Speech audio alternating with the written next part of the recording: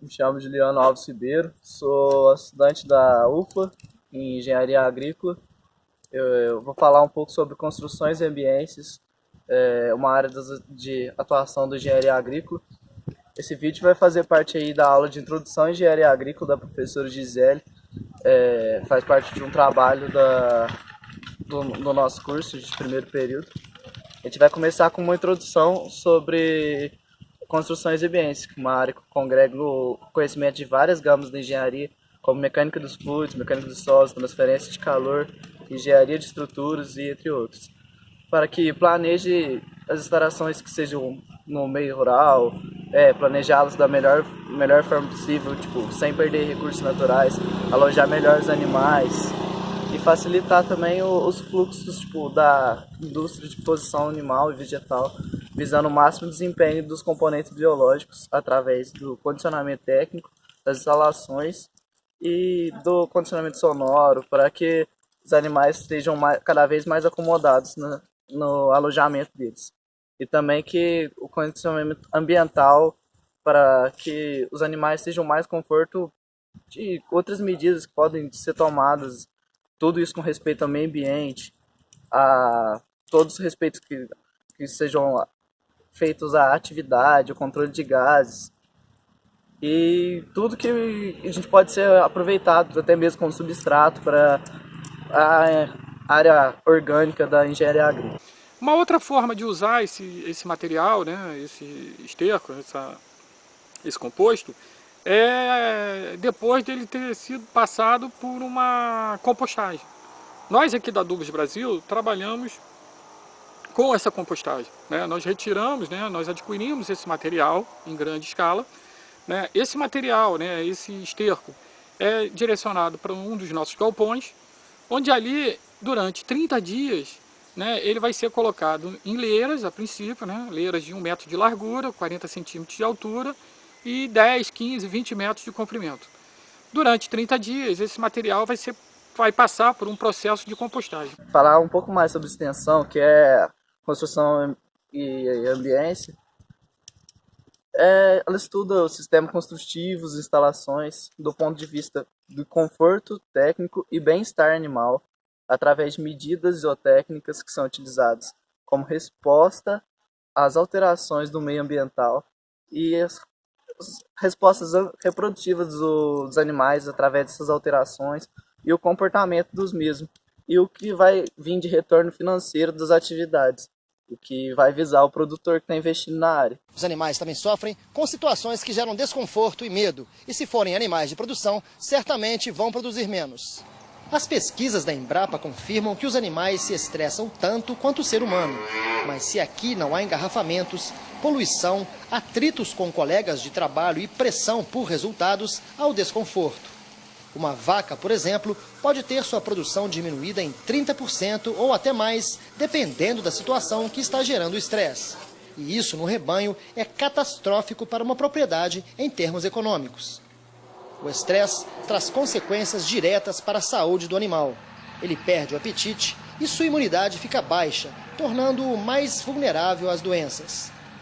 Fazendas localizadas em áreas com alto ruído, como próximo a aeroportos ou a estradas muito movimentadas, podem ter animais mais estressados e menos produtivos.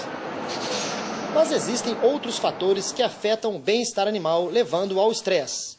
Instalações inadequadas ou sujas e mal ventiladas.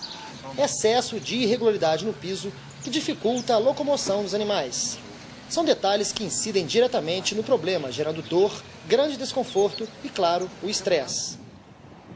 Um dos principais aspectos que afetam os ruminantes, por exemplo, são as temperaturas altas, o chamado estresse calórico. Grande quantidade de ruminantes em espaço pequeno também é motivo de desconforto. E se o clima da região for quente, contribui ainda mais para aumentar o estresse térmico. A densidade está ligada a outro problema, a competição entre as vacas por espaço e comida. Mais pressão, mais estresse. O estresse térmico é o que traz consequências mais desagradáveis para o rebanho. Engana-se quem pensa que o gado de origem europeia é a única vítima. As pesquisas da Embrapa mostram que pouca tolerância às temperaturas elevadas é uma característica dos animais de alta produção. Evitar ou contornar o problema não é tão difícil e não exige tantos investimentos em estrutura como se pode imaginar. O bom trato com os animais é o primeiro e importante passo. O bom convívio do tratador com o rebanho é fundamental. Mas só isso não basta. É preciso que as instalações sejam construídas de forma a aproveitar melhor a ventilação natural. A cobertura dos estábulos, coxos e salas de ordenha devem ser altas o suficiente para proporcionar um ambiente arejado. O material utilizado não deve ser do tipo que acumula calor. As pastagens devem ser bem arborizadas, pois ajudam a levar conforto ao rebanho. Mas se não há quantidade suficiente de árvores ou elas ainda estão crescendo, sombrites como este, de baixo custo, ajudam a resolver o problema do estresse calórico. Se o produtor tiver como investir em boas instalações que privilegiem o bem-estar do animal, melhor ainda.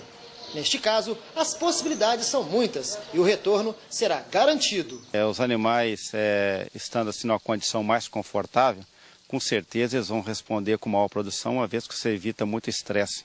É bom que eles tenham um conforto, tenham a sombra, no caso aqui um sombrite com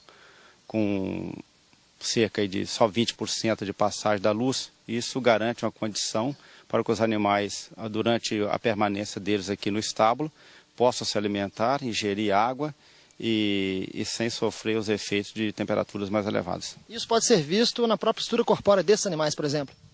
Observando os animais aqui, a condição corporal já é um indicativo que esses animais estão bem alimentados. Isso com certeza reveste em produção, né, produção de leite diária, e também faz com que os animais tenham um intervalo de parto mais reduzido, que é um importante índice zootécnico a ser observado na pecuária leiteira. E vamos falar também um pouco sobre embate e bem-estar e ambiência desses mesmos, que muitas vezes são utilizados como palavras iguais, só que são palavras totalmente diferentes, que têm sentidos diferentes e abrangências diferentes. A primeira, o bem-estar animal, a conceito é tipo qualidade de vida animal, tipo, é física e mental, que quer dizer melhor bem-estar dele, o fornecimento de água e umidade adequados e ambiente confortável para ele, e também o favorecimento das tropas sociais entre os animais, tipo, um conceito muito amplo que diversos fatores são envolvidos ali. E tipo, o outro seria tipo o fornecimento de tudo ali, que seria a ambiência. Já leva em consideração o conceito de o meio em que vive o animal, tipo, tudo aquilo que vai fazer parte dele ali, tipo, meio físico, estético ou psicológico que vai preparar ele ali.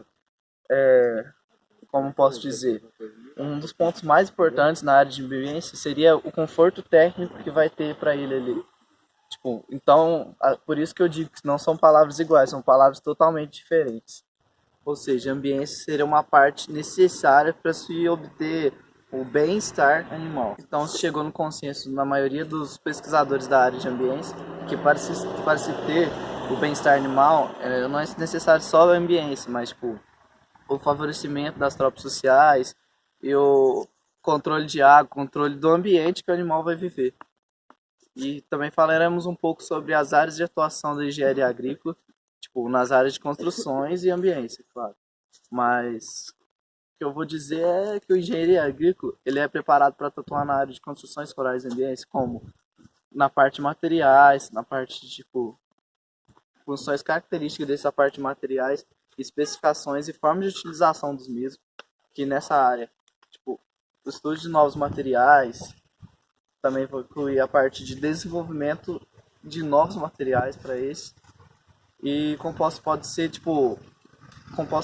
utilizados de atividades antigas agrícolas e através da estrutura, seja ela no meio rural ou no meio urbano, mas respeitando atribuições tipo, da parte que o engenheiro agrícolo pode atuar, através do dimensionamento de estruturas que geram no meio rural ou no meio agrícola, claro, respeitando as atribuições do engenheiro agrícola também, através do planejamento de projetos físicos, através do planejamento das instalações agropecuárias para a produção animal, projetos habitações rurais para as pessoas que vivem meio rural, meio campo, tratamento dos resíduos orgânicos são produzidos por várias diversas culturas no meio rural, e mais um pouco da parte que é voltada para o conforto das instalações animais. Então a área de construções rurais e ambientes seria isso. Eu agradeço a atenção de todos ao vídeo e obrigado por tudo. A gente agradece aí. Valeu.